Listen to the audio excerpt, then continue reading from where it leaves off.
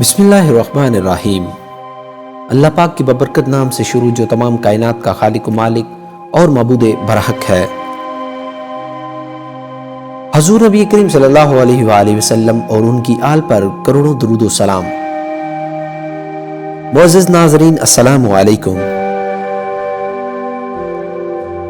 دنیا سے تو ہم سب نے چلے ہی جانا ہے، لیکن ایسی مبارک موت اللہ پاک اور اس کے حبیب حضرت محمد صلی اللہ علیہ وآلہ وسلم کی اطاعت خوشنودی سے ہی نصیب ہوتی ہے۔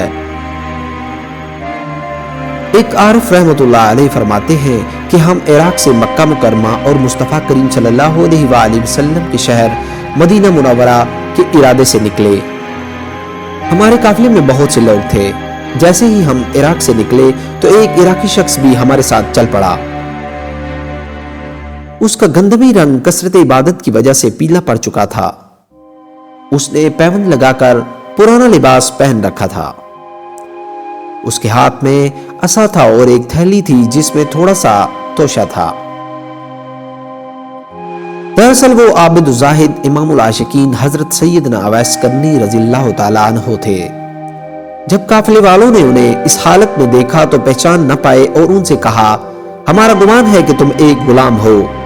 حضرت اویس رضی اللہ تعالیٰ عنہ نے فرمایا، ہاں میں ایک غلام ہوں۔ لوگوں نے کہا، ہمارا گمان ہے کہ تم ایک برے غلام ہو اور اپنے آقا سے بھاگ کر آئے ہو۔ آپ رضی اللہ تعالیٰ عنہ نے فرمایا، ہاں ایسا ہی ہے۔ لوگوں نے کہا کہ جب تم اپنے آقا کو چھوڑ کر بھاگے تو اپنے آپ کو کیسا پایا، اور تمہاری یہ حالت کیا حالت ہے؟ اگر تم اپنے آقا کے پاس رہتے تمہاری یہ حالت ہرگز نہ ہوتی، اور بے شک تم بہت برے اور قصوروار غلام ہو۔ تو آپ رضی اللہ تعالیٰ عنہ نے فرمایا، بے شک اللہ عز و جل کی قسم میں ایک گنہگار غلام ہوں۔ میرا آقا بہت ہی اچھا ہے اور قصور میرا ہی ہے۔ اگر میں اس کی اطاعت کرتا اور اس کی رضا چاہتا تو میری یہ حالت ہرگز نہ ہوتی۔ یہ کہہ کر آپ رضی اللہ تعالیٰ عنہ رونے لگے اور اتنا روئے کہ قریب تھا کہ آپ رضی اللہ تعالیٰ عنہ کی روح پرواز کر جاتی۔ لوگوں کو ان پر بہت ترس آیا اور انہوں نے آقا سے مراد دینوی آقا لیا، جبکہ آپ رضی اللہ تعالیٰ عنہ نے آقا سے مراد اللہ عز و جل کو لیا تھا۔ قافلے والوں میں سے ایک شخص نے کہا، ڈرو مت، میں تمہارے لیے تمہارے آقا سے امان لے لوں گا، تم اس کی طرف لوٹ جاؤ اور توبہ کر لو۔ تو آپ رضی اللہ تعالیٰ عنہ نے فرمایا، میں اس کی طرف لوٹتا ہوں اور اس کے انعامات میں رغبت رکھتا ہوں۔ دراصل حضرت سیدنا اویس کرنی رضی اللہ تعالیٰ عنہ روضہ انور کی زیارت کے لیے قافلے میں شامل ہوئے تھے۔ بہرحال اس وقت قافلہ چل پڑا اور تیزی سے سفر کرنے لگا۔ رات کو جب اس قافلے نے ایک پتھریلی جگہ پر پڑاؤ کیا، وہ رات انتہائی سرد اور بارش والی تھی۔ وہ بزرگ رضی اللہ تعالیٰ عنہ فرماتے ہیں کہ قافلے والوں میں سے ہر شخص نے اپنے کجاوے اور خیمے میں پناہ لی، جبکہ سیدنا اویس کرنی رضی اللہ تعالیٰ عنہ کے پاس نہ تو کجاوا تھا نہ خیمہ، اور نہ ہی آپ رضی اللہ تعالیٰ عنہ نے کسی سے کچھ مانگا، کیونکہ آپ رضی اللہ تعالیٰ عنہ کو یہ بات ناپسند تھی کہ آپ دینوی امور میں سے کوئی چیز مخلوق سے طلب کریں، بلکہ آپ رضی اللہ تعالیٰ عنہ تو اپنی حاجتیں اللہ رب العزت سے مانگا کرتے تھے۔ اس رات آپ رضی اللہ تعالیٰ عنہ کو سخت سردی لگی، یہاں تک کہ سردی کی وجہ سے آپ رضی اللہ تعالیٰ عنہ کے اعضائے مبارکہ کانپنے لگے۔ جب سردی زیادہ غالب آ گئی تو اس عاشق رسول صلی اللہ علیہ وآلہ وسلم کا سردی لگنے کی وجہ سے انتقال ہو گیا۔ جب قافلے والے بیدار ہوئے اور کوچ کا ارادہ کیا تو آپ رضی اللہ تعالیٰ عنہ کو پکارا، اے شخص اٹھو، لوگ کوچ کر رہے ہیں۔ مگر آپ رضی اللہ تعالیٰ عنہ نے کوئی جواب نہ دیا تو ایک شخص آپ رضی اللہ تعالیٰ عنہ کے قریب آیا۔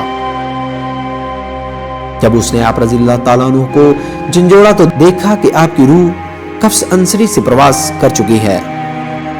اس نے قافلے والوں کو پکار کر کہا، اے قافلے والو، اپنے آقا سے بھاگا ہوا غلام انتقال کر گیا ہے۔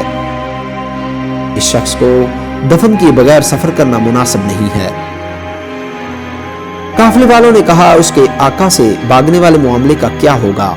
قافلے میں موجود ایک نیک شخص نے کہا، یہ غلام تو بہہ کر کے اپنے آقا کی طرف لوٹنے کا ارادہ رکھتا تھا اور اپنے عمل پر شرمندہ تھا، اور ہمیں امید ہے کہ اللہ رب العزت اس کے ذریعے ہمیں نفع پہنچائے گا، کیونکہ اس کی توبہ قبول ہو چکی ہے، اور اگر ہم اسے دفن کیے بغیر چل پڑے تو کہیں ہم سے اس کے بارے میں سوال نہ کیا جائے۔ تمہارے لیے اس کے سوا کوئی چارہ نہیں کہ اس کے لیے قبر کھودنے اور اسے اس قبر میں دفن کرنے تک صبر کرو۔ تو لوگوں نے کہا، یہ ایسی جگہ ہے جہاں پانی موجود نہیں ہے۔ ایک شخص نے کہا، کسی جاننے والے سے پوچھ لو۔ چنانچہ لوگوں نے ایک شخص سے پوچھا تو اس نے بتایا کہ پانی یہاں سے 1 گھنٹے کی مسافت پر ملے گا، تم میرے ساتھ کسی آدمی کو بھیج دو، میں تمہیں پانی لا دوں گا۔ اس شخص نے ڈول لیا اور پانی کی طرف چل دیا۔ جب وہ قافلے سے نکلا تو اچانک سامنے پانی کی ایک نہر نظر آئی۔ اس نے کہا، بڑا عجیب معاملہ ہے، میں نے پہلے کبھی اس نہر کو نہیں دیکھا۔ یہ تو وہ جگہ ہے جہاں پانی ملتا ہی نہیں اور نہ ہی کسی قریبی جگہ میں ہوتا ہے۔ بہرحال وہ شخص قافلے کی طرف لوٹ آیا اور قافلے والوں سے کہنے لگا، تمہاری مشقت ٹل گئی، لکڑیاں جمع کرو۔ تو انہوں نے پانی گرم کرنے کے لیے لکڑیاں جمع کی۔ پھر جب پانی لینے کے لیے نہر پر آئے تو پانی کو کھولتا ہوا پایا، جسے دیکھ کر ان کے تعجب میں مزید اضافہ ہوا۔ یہ سب کچھ دیکھ کر شرکائے قافلہ حضرت اویس کرنی رضی اللہ تعالیٰ عنہ سے گھبرائے اور کہنے لگے، بے شک یہ شخص بڑی عظمت والا ہے۔ پھر ان لوگوں نے آپ رضی اللہ تعالیٰ عنہ کے لیے قبر کھودنا شروع کی تو مٹی کو مکھن سے زیادہ نرم پایا اور زمین سے خوشبو آ رہی تھی۔ قافلے والوں نے اس سے زیادہ پاکیزہ خوشبو نہ سونگھی تھی۔ اس صورتحال میں ان کے خوف میں مزید اضافہ ہو گیا اور وہ رعب و گھبراہٹ میں مبتلا ہو گئے۔ جب وہ قبر سے نکلنے والی مٹی کو دیکھتے تو اسے مٹی کی طرح پاتے، اور جب اسے سونگھتے تو مشک کی خوشبو پاتے۔ ناظرین گرامی، پھر ان لوگوں نے آپ رضی اللہ تعالیٰ عنہ کے لیے ایک خیمہ نصب کیا اور آپ رضی اللہ تعالیٰ عنہ کے جسد اقدس کو اس میں منتقل کر دیا، اور آپ رضی اللہ تعالیٰ عنہ کے کفن کے معاملہ میں بحث کرنے لگے۔ ایک شخص نے کہا کہ انہیں کفن میں دوں گا، دوسرے نے کہا میں دوں گا۔ پھر جب ان سب کی رائے اس بات پر متفق ہوئی، ہر شخص کفن کے لیے ایک کپڑا دے گا۔ پھر ان دونوں نے کاغذ اور قلم پکڑا اور آپ رضی اللہ تعالیٰ عنہ کا حلیہ مبارک اور صفات مبارک لکھنے لگے اور کہنے لگے، انشاءاللہ جب ہم مدینے پہنچیں گے تو شاید وہاں ہمیں ان کا کوئی جاننے والا مل جائے۔ پھر ان لوگوں نے اس پرچے کو اپنے سامان میں رکھ لیا۔ جب انہوں نے حضرت سیدنا اویس کرنی رضی اللہ تعالیٰ عنہ کو غسل دیا اور کفن پہنانے کے لیے آپ رضی اللہ تعالیٰ عنہ کے لباس کو اتارنا چاہا تو آپ کو جنتی کفن میں لپیٹا ہوا پایا۔ ناظرین گرامی، دیکھنے والوں نے کبھی ایسا کفن نہ دیکھا تھا۔ اس کفن پر مشک و عنبر لگا ہوا تھا، جس کی خوشبو نے فضا کو معطر کر دیا تھا، اور آپ رضی اللہ تعالیٰ عنہ کی جبین اطہر اور مبارک قدموں پر مشک کی مہر لگی ہوئی تھی۔ یہ دیکھ کر لوگ کہنے لگے، گناہ سے بچنے اور نیکی کرنے کی قوت رب تعالیٰ ہی دیتا ہے کہ رب العزت نے انہیں کفن پہنا دیا اور بندوں کے کفن سے بے نیاز کر دیا۔ ہم اللہ رب العزت سے امید رکھتے ہیں کہ اور اپنے اس برگزیدہ اور مقبول شخص کے وسیلہ سے ہمیں جنت عطا فرمائے اور ہم پر رحم فرمائے گا۔ پھر ان قافلے والوں کو حضرت سیدنا اویس کرنی رضی اللہ تعالیٰ عنہ کو سخت سردی کی رات میں تنہا چھوڑنے پر سخت ندامت و شرمندگی محسوس ہوئی۔ پھر ان لوگوں نے آپ رضی اللہ تعالیٰ عنہ کو دفن کرنے کے لیے اٹھایا اور نماز جنازہ ادا کرنے کے لیے ایک ہموار جگہ پر لے گئے۔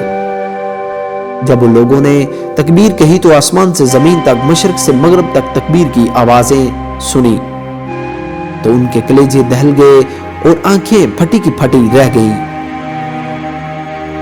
وہ اپنے سروں سے سنی جانے والی آوازوں سے مروب ہونے اور گھبراہٹ کی شدت کی وجہ سے یہ نہ سمجھ پائے کہ نماز جنازہ کس طرح ادا کی جائے۔ پھر جب انہیں قبر کی طرف لے جانے کا ارادہ کیا تو اٹھاتے وقت انہیں یوں محسوس ہوا کہ حضرت سیدنا اویس رضی اللہ تعالیٰ عنہ کا جسد اقدس کسی اور مخلوق نے تھام رکھا ہے اور انہیں آپ رضی اللہ تعالیٰ عنہ کا وزن تک محسوس نہ ہوا۔ بہرحال آپ رضی اللہ تعالیٰ عنہ کو دفن کرنے کے لیے قبر کی طرف لائے اور آپ رضی اللہ تعالیٰ عنہ کے جسم اقدس کو قبر میں دفن کر دیا۔ اس کے بعد قافلے والے حضرت سیدنا اویس کرنی رضی اللہ تعالیٰ عنہ کے بارے میں حیران و پریشان ہوتے ہوئے سفر پر روانہ ہو گئے۔ جب وہ اپنا سفر پورا کر کے لوٹے تو کوفہ کی مسجد میں آئے اور لوگوں کو آپ رضی اللہ تعالیٰ عنہ کا واقعہ سنایا اور وہاں ان کا حلیہ بیان کیا تو حلیہ بیان کرنے پر لوگوں نے آپ رضی اللہ تعالیٰ عنہ کو پہچان لیا۔ مسجد میں رونے کی آوازیں بلند ہوئی اور آپ رضی اللہ تعالیٰ عنہ کے وصال کے بعد آپ کی کرامات ظاہر نہ ہوتی تو حضرت سیدنا اویس کرنی رضی اللہ تعالیٰ عنہ کے وصال کی خبر کسی کو نہ ہوتی اور نہ ہی آپ رضی اللہ تعالیٰ عنہ کے مزار کا کسی کو پتہ چلتا، کیونکہ آپ رضی اللہ تعالیٰ عنہ نے لوگوں سے پوشیدہ اور کنارہ کشی اختیار کر رکھی تھی۔